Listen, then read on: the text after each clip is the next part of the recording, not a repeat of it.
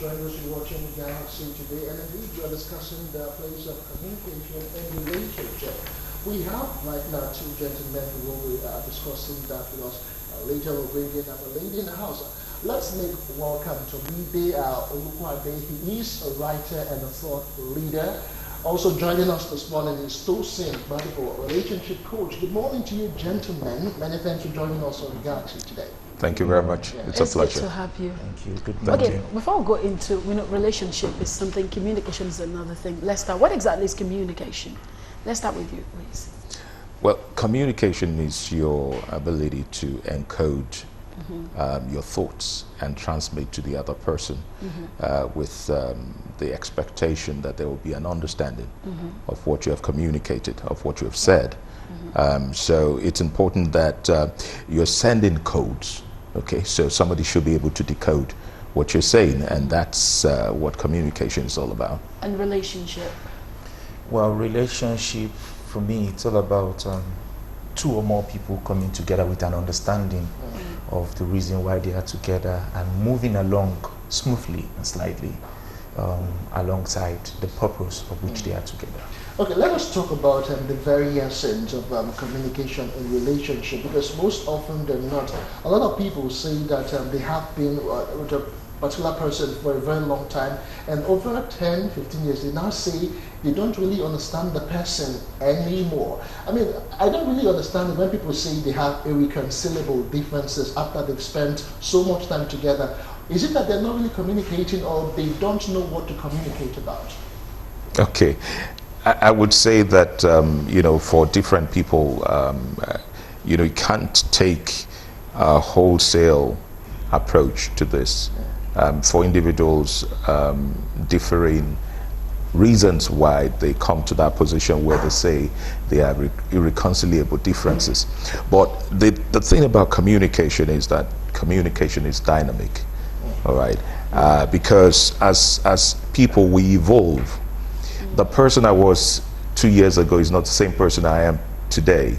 So when you take into consideration the fact that people are evolving in their different spheres and they have to communicate, they have to interact, then the challenge is who is paying attention to the differences and the changes that are taking place. So it also comes with the territory that when you're in a relationship with somebody, that person should be a study for you. You need to be able to study that person. I'm sorry.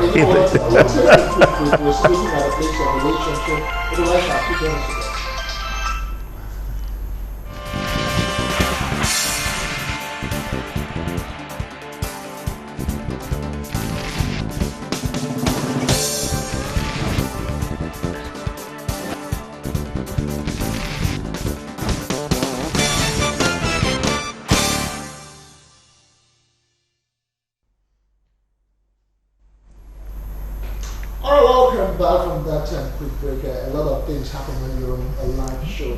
We're looking at the base of communication in a relationship, and of course, Timide, you were saying something before we took that break. Yes, so it's important that you... well, I don't think this is a studio call. I have to mute.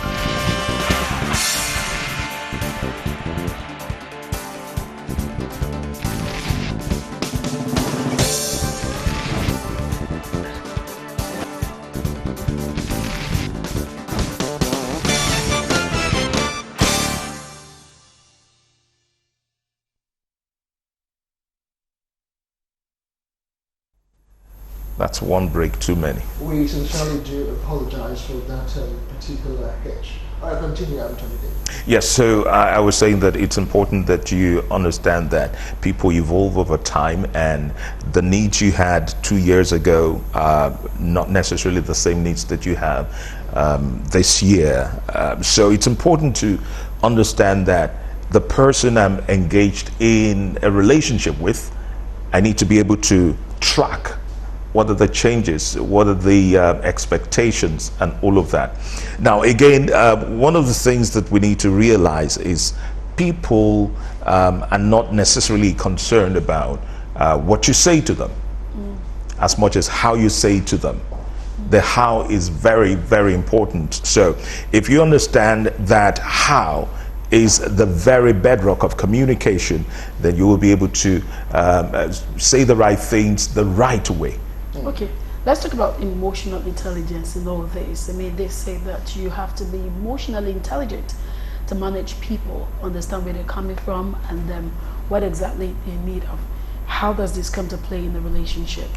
Okay, I'm going to streamline it to a relationship right now, so that because relationship is very, very broad. So I'm going to streamline it to a relationship between two partners who are looking forward to live together forever. Okay. Now, I always say, when two people come together from different backgrounds, different cultures, even if they are from relatively the same culture, let's say two Yoruba people, they're still coming from different backgrounds. Imagine a lady who was pampered all her life growing up, and a guy who was trained in a military zone. The father doesn't have to be a soldier, but he wasn't much different from a soldier. Now, both of them coming together, there's going to be a communication gap, because the guy is going to dish out instructions. The guy is going to want to make things happen right there and then, and the lady has never been treated that way. So the place of emotional intelligence, obviously there's going to be an emotional breakdown on the part of the lady, you understand me, and getting these things across. Like he said, the bedrock of communication is how you get it across. It's not actually what is being said, it's how it is being said. And sometimes we don't understand this, even in relationships, and before you know it, if you have somebody who cannot talk to you or correct you or call you, sit you down, and some people are not like that. Before you know it, you just find out to say. You did say is how you said it. I know people who's got harsh tones, but it doesn't necessarily mean that what they say is coming from a very harsh thought. If you understand me, I might come in and tell you get up. I really didn't mean to command you. It's just that my tone is harsh. And in communication, or when it comes to emotional intelligence, and to understand that what you actually meant is please get up. I'm saying that how do we come to that level where I can communicate with you regardless of your tone and your because we know, of course, communication is a total packet of expressions, body gestures, and the rest. But how do I come to understand that you speaking with me is not from the angle of you being arrogant or being rude? Probably it just has to do with your personality. I don't know if you understand my point. I think I get what you're trying to say, but also it's important to understand that emotional intelligence is not necessarily always about the other party. It's about you mastering your emotions as well, knowing who you are and being able to respond or relate to the other party in a desirable way. So once you understand somebody for who that person is, then you will be able to devise a means of communicating. For instance, he was talking about the background of someone who is militarized somewhat, and then someone who had been sheltered all her life. She's just she's an egg. It could break, you know. So when you understand that this guy who is dishing out instructions, when you understand his background, you will be able to empathize with him and be able to, through mature communication, bring him to a point where he can begin to communicate in a way that is acceptable to other parties. So it's a continuous work.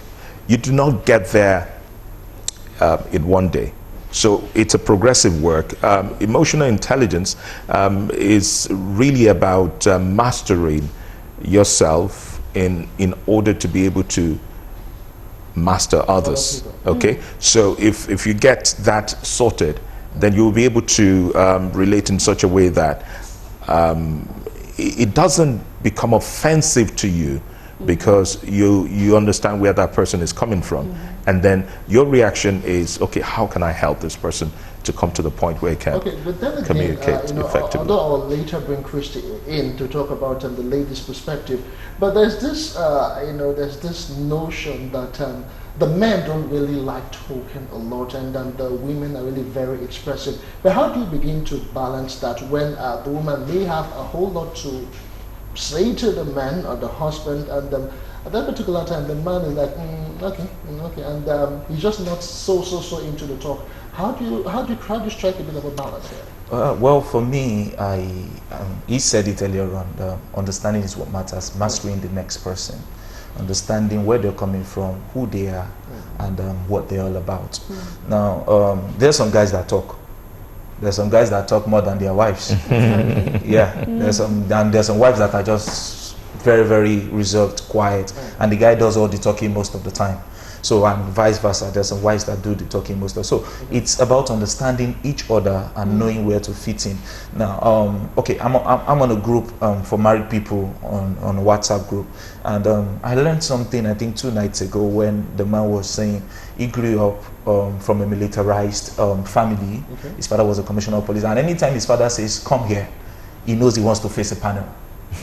He knows he says, so anytime his father says call me this person, he knows he's going to face. So when he got married, the wife wakes him up 2 a.m. to say there's something I want to tell you. Now that defensive attitude comes up because he's grown up all his life, you know, waking him up to say go and call him for me. When you're summoned, you understand, it's summoning him and stuff like that. So the wife had to sit the wife down to say, listen, this is my background, this was how I grew up, and I wouldn't appreciate you continuing that way. Now, a lot of guys don't want to continue the way their father left them. When you get into marriage, you want to be free. You want to have something different. So, but communication sorts all this out. When both of you, no matter how much you don't talk or you talk, it is important to discuss with your fiance or with your partner to always relay your past, your present, where you're going to, so that understanding can come. Okay, since we're streamlining it now to relationship between couples, how often should we communicate? I mean, we know there's a lifeblood of a relationship, but how often? Like people say, I hear people say, okay, you discuss something, you say, okay, I think this is tickling my fancy, probably a particular brand of car, and then the car passes her by and she calls and says, I just saw that car now. And another thing happens at the office, she calls again and says, okay, this happened at the office. And you know, and someone will tell you, must you say everything? How often should you communicate with your partner? And of what essence? I'm saying this because I've seen people say you don't discuss everything. I'm from that background where everything, even up to what you eat, should be everything. So how important is it to relationship? How often should we communicate? Communication is, just like you say, is the lifeblood of any relationship. So communication has to be ongoing. It depends on what you mean by communication. Okay. Communication is not just when you talk, it's when you don't talk as well. It's both verbal and non-verbal. So what is your body language saying to your partner? Are you rebuffing? Are you repelling? Are you repulsive? All of those things come into play when you're communicating. And then you do not hope to do that, put up a particular side of you in your non-verbal communication and expect your communication to say something different.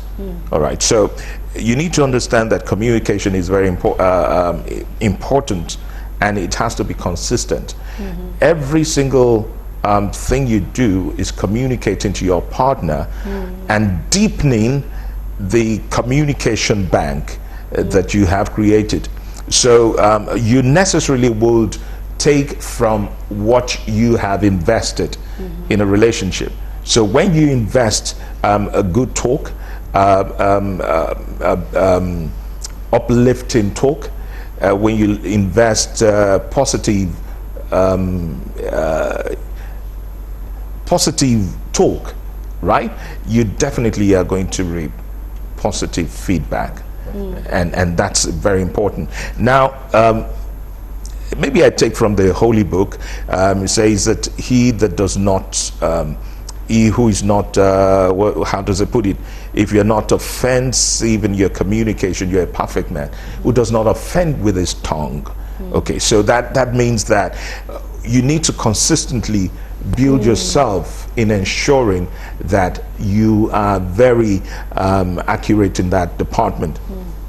One of the things I say is that, for instance, the marriage relationship is a test kitchen for leadership. If you do not, if you are not able to, with one person, prove your ability to control yourself, your ability to make meaningful contribution to just one person, to cause change and make things better for one person, then how do you want to aspire to leadership that would entail taking care of a whole number of people? So it's a test kitchen where you understand your limits and your capacity, your abilities, and then you now grow it. You grow that capacity on a daily basis by the kind of communication you engage in. And for instance, I say this about my wife, okay? I mean, I've been married, this is the 19th year of my marriage. And the wife I married 19 years ago, thereabout, is not the same wife I have right now. The communication has gone through a whole process of change. Why? Okay, now, it's important for you to understand the purpose of a relationship or a marriage, for instance, because when you do not understand purpose, you abuse it. Yes. Okay, so now in communicating, you are communicating for unity. All right, it's important that you understand that you're communicating for unity, so that when you and your spouse or your partner are communicating, it is to consolidate on a position that you both own, Okay. against the forces outside of you. Yeah. All right. So you don't now go and join forces with outside to buffet your husband or buffet your wife. All right. By the kind of things have you seen Mr. So? Have you seen what he's done for his wife? Is that your marriage? Is that your relationship? All right. So those are the things that you need. So communication is an ongoing process, and it is the lifeblood of, and it's both non-verbal and verbal. Okay, but before we could take it, I just want you to say something away from couples now, relationship as boss to subordinate, and maybe colleagues at work, platonic relationship, Okay. and the rest. All right. I think respect is reciprocal, Okay. and that's where I'm going to take it from. When you learn to respect people, then you know how to communicate with them right. You cited an example of people just saying stuff they don't mean, but because their tone is harsh. Your tone is harsh, your body language is nothing to write home about. It doesn't depict respect. And when people are not being respected, there's going to be a repulsive response, which is not going to go down well with both. So as a boss at work, even when you're not unhappy and you want to relay something, well, I'm sure that's why memos are there. You can type emails. It's communication. By the time you send the memo, in your memo they could understand the severity in the message. If you've committed an offense or something, I'm sure that's why, because by the time we go personal, it could cause issues, because emotional intelligence on both sides are not perfect. All right, it's still Galaxy. Today we're looking at communication in relationship. We still have our guests in the studios. We'll be bringing in a feminine voice, a feminine angle to all of this in a moment. When we return, we'll take this quick break by Atella with the song Dreams. We'll be right back to talk some more. Do join us again. Squeeze Records.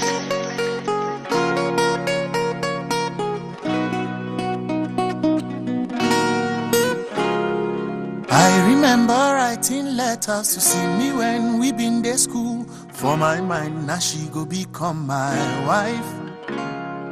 Me, I been there tell myself, say 25, I go build house, and I go they drive my own big car.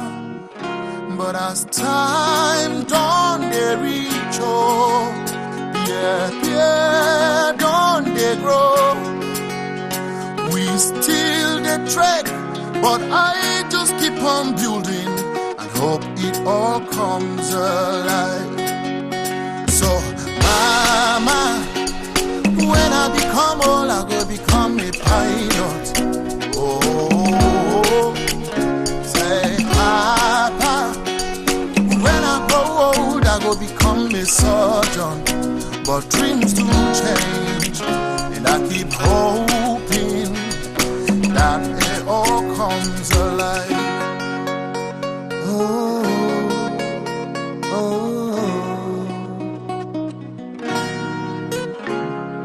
I remember when I been to school, I did tell everybody when I grow up, I won't be banker.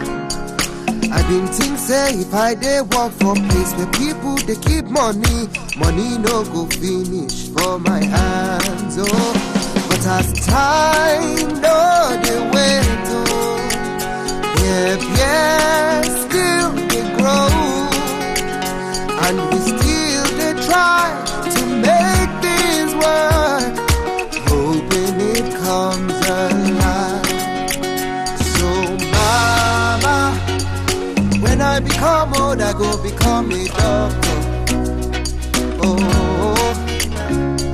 Papa, when I grow old, I go be engineer. But dreams do change. I'm still hoping that it all comes alive.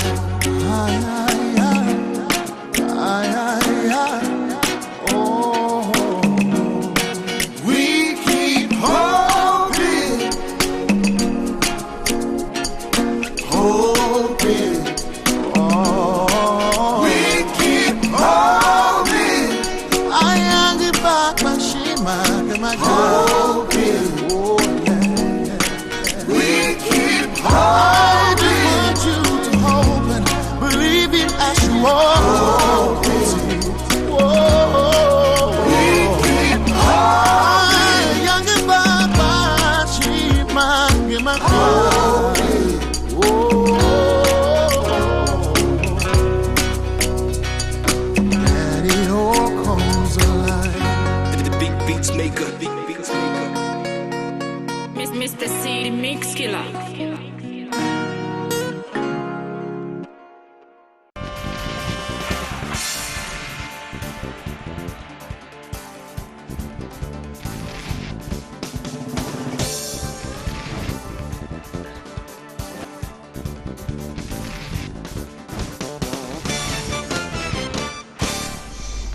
Welcome back, and it's still Galaxy. Today, just before the break, I told you we're going to get a feminine touch, a feminine angle, a feminine voice into all of this relationship and, of course, communication, how best to go about it. Ladies and gentlemen, let us make welcome Christy by Chrissy. She will be talking to us on the feminine perspective. Many thanks for joining us yet again on Galaxy today. Always a pleasure. Yeah, I want to understand something. Is it true that when a woman says yes, sometimes she means no? This sounds like how does it really work? Okay, like they say, it's not a one size fits all. Okay. We must tackle everything from a perspective of personalities. We're all different. Okay. So because we have different personalities, whatever we do comes from that platform. When I say yes, I mean yes. When I say no, I mean no. That is based on my own personality.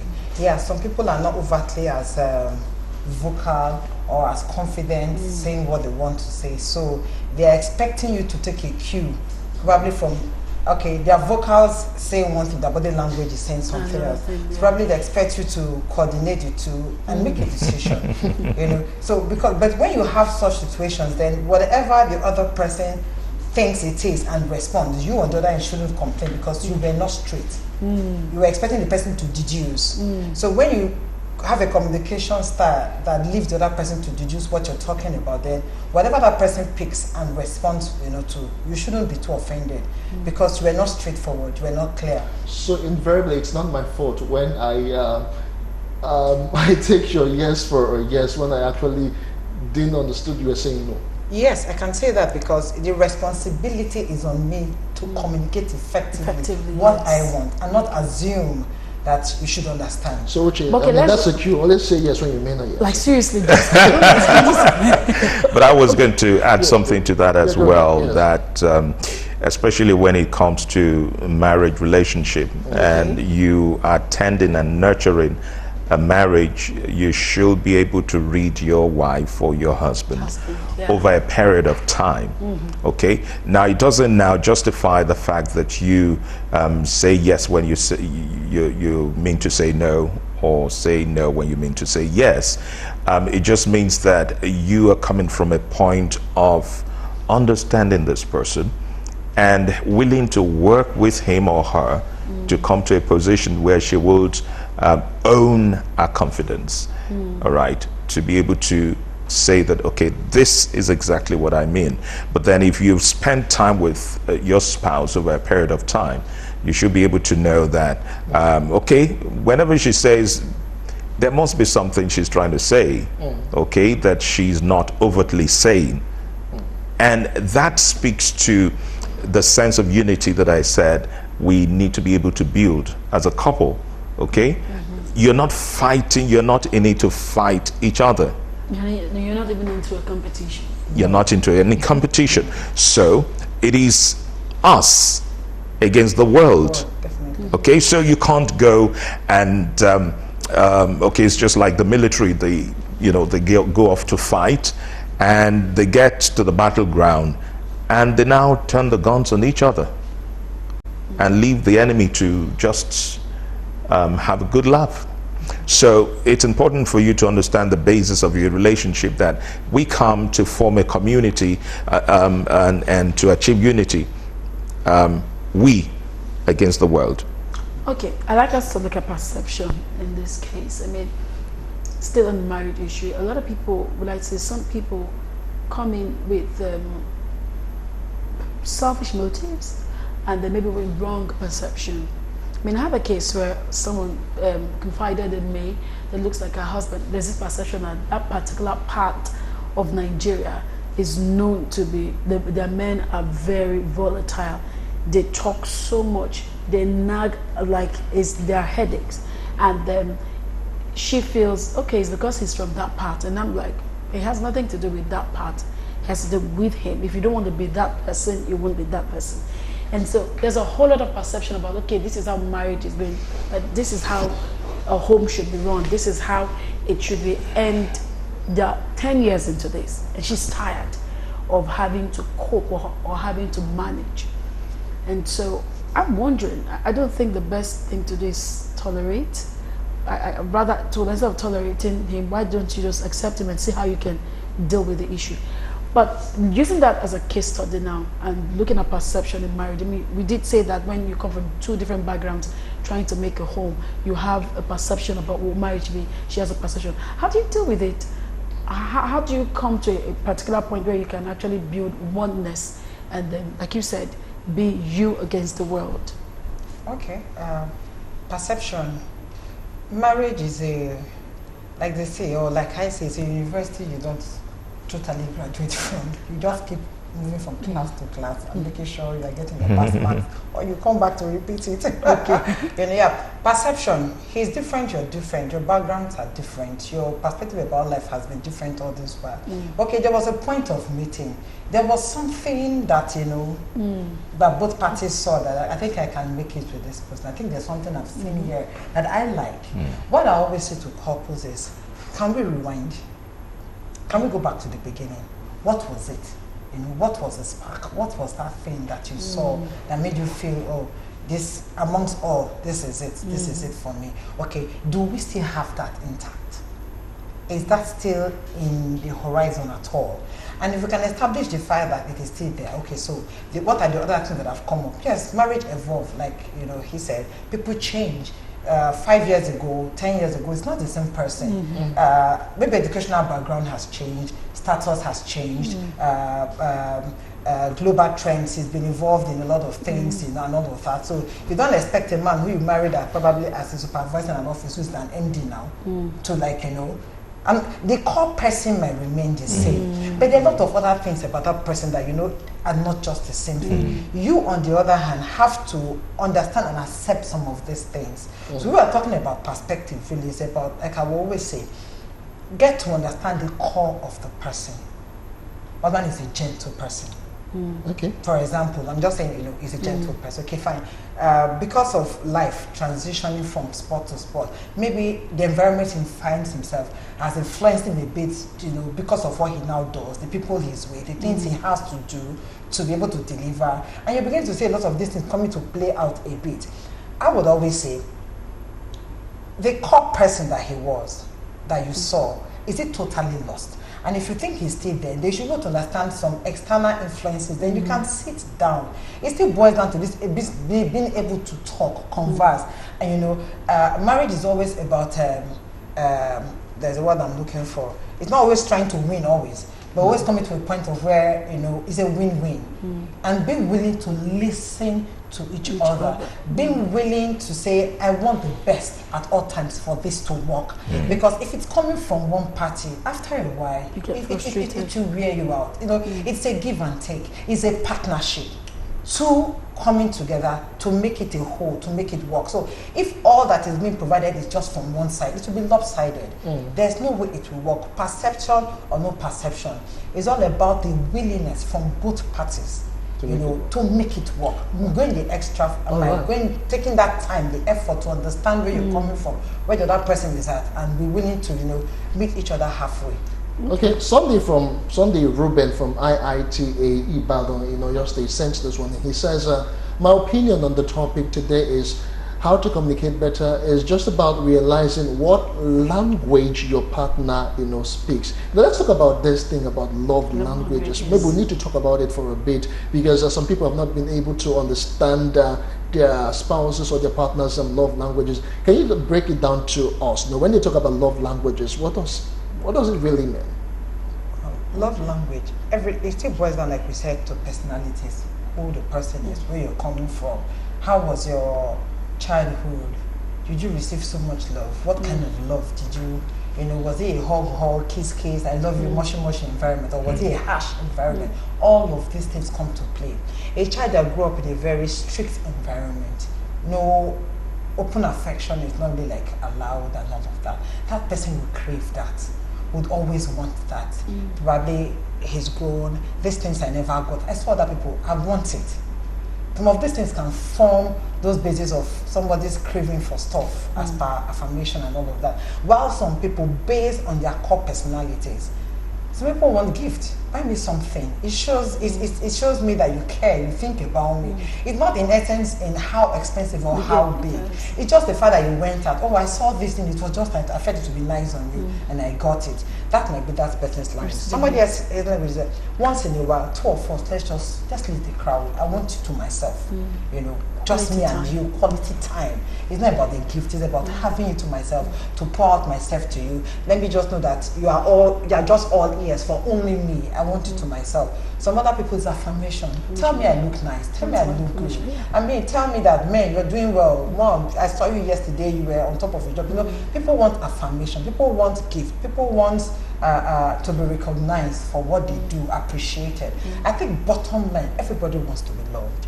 Everybody wants to feel that they matter to somebody, that they belong somewhere, that if I'm not there, a phone call, we've not spoken all days, about 2. I just said I should check on you. How are you doing? How is your day? Hope everything is going well. People just want, every human is created to receive love, has ability, to receive love. And I don't think there's anybody who is a recipient of love continually and would still have a reason to, feel like, I need so much more, I need this. Because when you love somebody, all you're looking out for is the well-being. And whatever you think well-being is, you will go the extra mile. Sorry, can I take an extension from there, please? I'd like you to answer that, because from what you just said, everybody wants to be loved. But, to some men, it looks like it's a weakness. If I show you how much I love or I care about you, it makes me look like I'm vulnerable, and that's like weakness, if you know what I mean. All right, I think that's a misconception. But let me just go back a little bit to the love language thing. It's essentially said that there are 5 love languages, and she had touched on quite a number of them. So it says that if your love language is gifts, for example, and then I'm giving you time, you know, you may not appreciate it. Do you understand? So it's important that you understand exactly what your partner really considers to be love. Well, how do you know? How do you know your love, your partner's love language? If you have been with your partner for, like, you know, I said something, you need to be able to study your partner as a subject, okay? If you're really into that relationship, then there is a level of commitment that you need to give to it. You don't just get into a relationship because you are 30 years old and you want to marry, or no, you're committing to something which is very, very, it's your life, okay? It's this dimension of your life that you need to begin now, okay? So, so if you had been frivolous with other parts of your life, there's every tendency that you'll be frivolous with this aspect of your life. So, but then it's important for you to understand that it's something very important. So to your question, you were saying that if you show so much love, it will be taken for weakness. And I think that's one of the lies that culture and tradition has perpetrated, especially in these parts. It's very antithetic to good thinking, all right? When you show love, you open pathways in the mind of the person who is a recipient of your love, and you make it easy for her to be more human and humane, all right? Because what love does is to open us up to the fullest of our capacity to be human.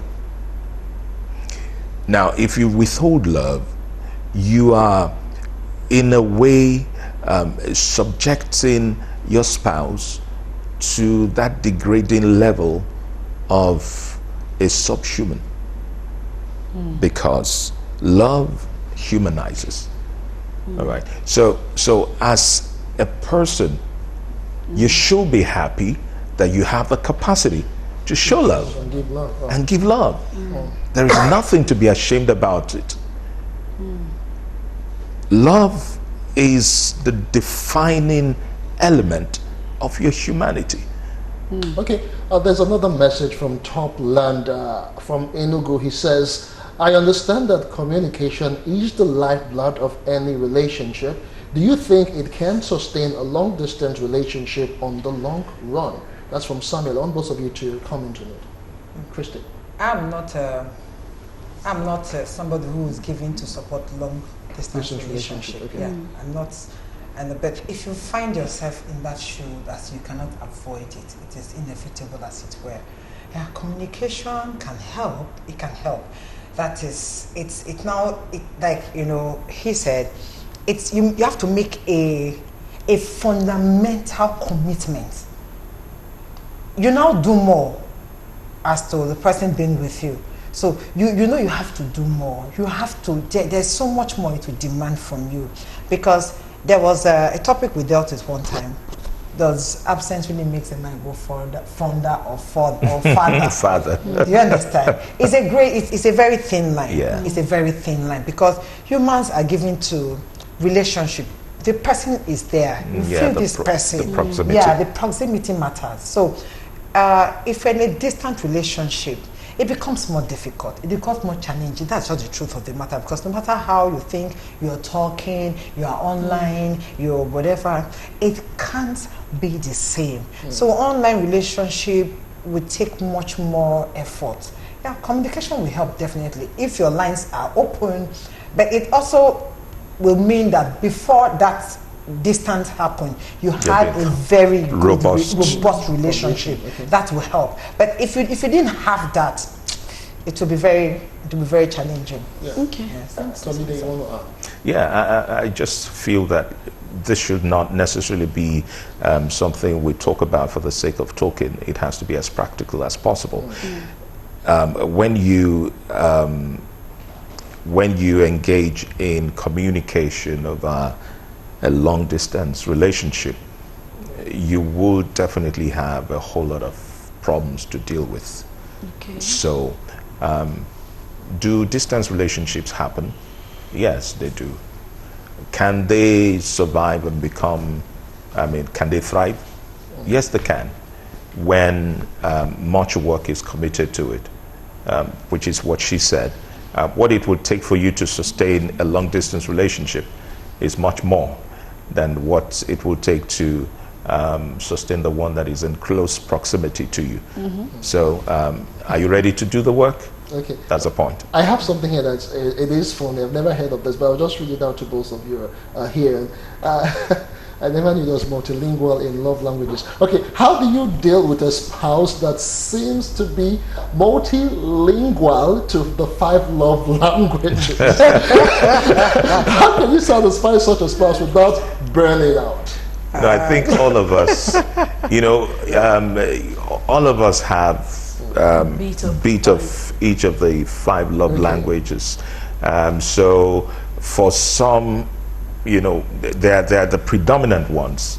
Okay, so it's a predominant one that now dominates, and that's the one that you relate to essentially, but it doesn't mean that you do not do the other ones. You don't say that, okay, I've given my wife all the talk she needs, okay, I'm not going to buy her any gift, buying anything, or I'm not going to take her out, or I'm not going to affirm her and say, oh, you look beautiful, darling, so each and every one of us can take advantage of all the 5 love languages, but there is one that is without burning, but there's this one that is dominant or predominant. Okay, this one says, I'm Ashley Emmanuel from Obalende here in Lagos. You talked about taking time to understand your partner. What if your man does not give you the chance to study him? What do you do? Wow, you don't need permission to study somebody. I don't think you need the permission. It's you deciding to. It's you making all that effort to say, I want to understand this person. I want to know what it is about him that makes him tick. My husband says something. My husband will say, every relationship can thrive. It just demands you knowing the do's and don'ts. Your spouse, understand he does, what he likes, what he doesn't like. Avoid what he doesn't like and do what you know he will appreciate you for. So if you take that time and do that, you will have very minimal issues because everybody have their do's and don'ts. Everybody has their boundaries. Just take some time to understand it. I'm not saying it's the easiest thing. I'm not saying it is the sweetest experience. Everybody wants to be free to be themselves. But in a marriage relationship, you cannot 100% as it were just be yourself in as much as because you are considering the other person. Some part of being yourself will be hurting the other person. Just what you said, someone was asked me, is it right in a marriage to say, okay, I need my me time?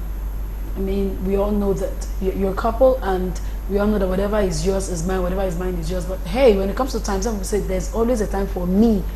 Like, okay, this time I don't want your hand, I just need my me time. And she felt I think it could be wrong. I don't want you to go too far. It's very healthy. It's very healthy. It's very healthy. You need to be in tune with yourself. Before you can give to your partner, you should be able to be in that place of wholesomeness. So it's important for you to retreat once in a while and get your me time. It's not, when you're saying I need a me time, it's not saying I don't need you. Okay, what you're just saying is I need some time to discover myself, to revamp that kind of a thing. And then again, speaking to the question you asked, you don't even have any business going into a relationship with anybody that you do not know a significant bit about them. Okay, much of the problems you have in marriages where people say, oh, he's beating me, blah blah blah blah. He had been beating you before you got into the marriage. So you just choose to ignore. So you just turn a blind eye and all of that. So it's important for you to study the person you want to get involved with before you get into it. And then when you get into it, it's an evolving situation. You keep learning and discovering. As much as we have time for, we'll be looking at communication in relationship, and of course we should try to learn how to communicate, not just verbally but also non-verbally, as it goes a long way to sustaining a very healthy relationship. Our guests in Lagos, our guests here today have been Tosin Badibo, who joined us earlier on, he is a relationship coach. We also have here Tomide Olukwade, a writer, thought leader, and of course Christy Bayekusi. Many thanks for joining us on the show to talk about this issue that people really complain about. We do appreciate it. Thank you so much. And for you who sat back to enjoy the show, do not forget to be back at 10 tomorrow to do TGIF. Remember, understand the 5 love languages, know your own, play your part, and have a good life. I'll see you around tomorrow. I'm Uche Onyegoje. Bye for now. And I'm Justin Akadonye. Many thanks for being a part of the show. We return again 10 a.m. tomorrow. Bye for now.